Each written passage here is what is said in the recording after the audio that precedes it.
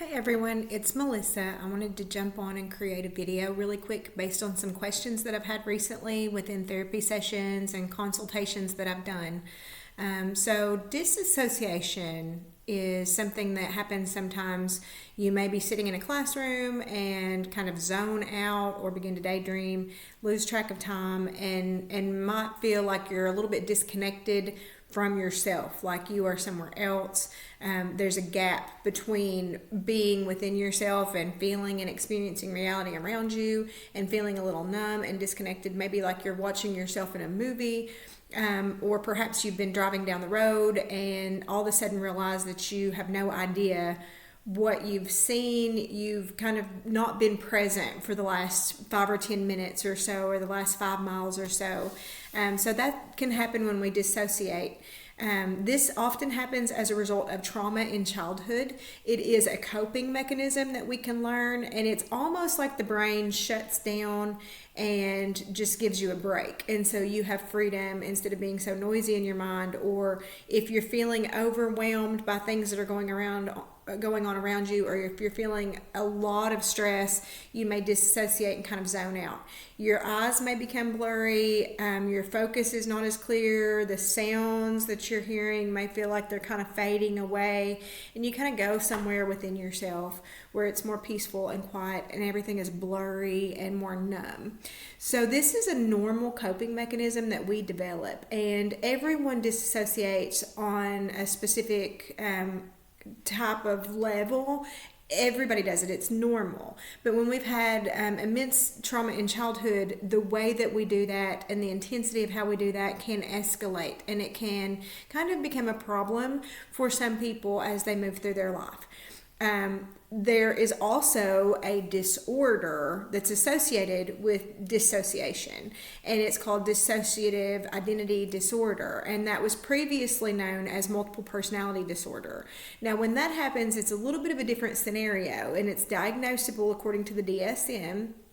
But what happens is we have several different personalities within us, and those personalities have their own individual characteristics. So thinking about that multiple personality disorder, it doesn't have that name anymore. Now it's dissociative identity disorder. But what happens is we split from within. Our persona splits and we become two or more, and we have that persona, that personality has its own individual personality traits, its own individual characteristics, its own individual tone of voice, and so there are multiple parts of us.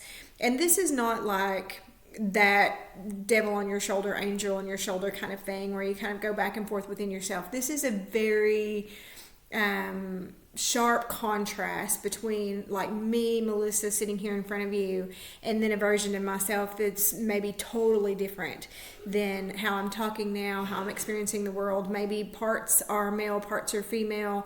So thinking about that multiple personality. So dissociative identity disorder is a pretty severe mental illness. And it's characterized by very distinguishable traits. Sometimes people get concerned if they dissociate a lot, especially while driving and things like that, that maybe they have dissociative identity disorder. But it's not the same thing. What we're dealing with dissociation is that it's a symptom. And again, mental health is on a continuum. And so we all experience the symptoms in one way or another. But the severity of those symptoms and the distress that they cause and how they interfere with our day-to-day life and day-to-day functioning is how we determine the severity of the mental health issue that we're facing. And there are a lot of things that we can do when we dissociate to recognize that we're dissociating and pull ourselves back and focus. And so it really is about focus. When we're feeling like we're overstimulated and we're overwhelmed, when our anxiety gets a little bit too high and we're uncomfortable, we can dissociate. And so there are things that we can do if that's causing problems in your life.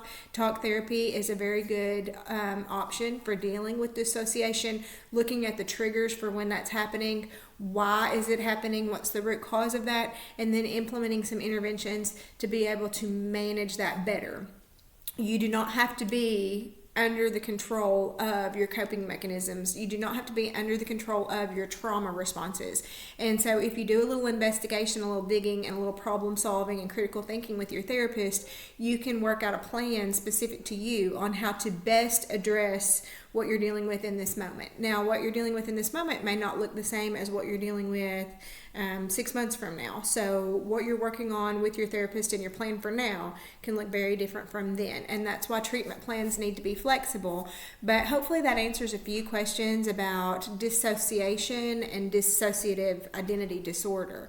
If you guys have any other questions or concerns, or if you'd like to dig into a little bit of assessment, consult, and see if therapy would be appropriate for you, please reach out. My number is 606-392-3958, and my email address is southernkytherapy@gmail.com.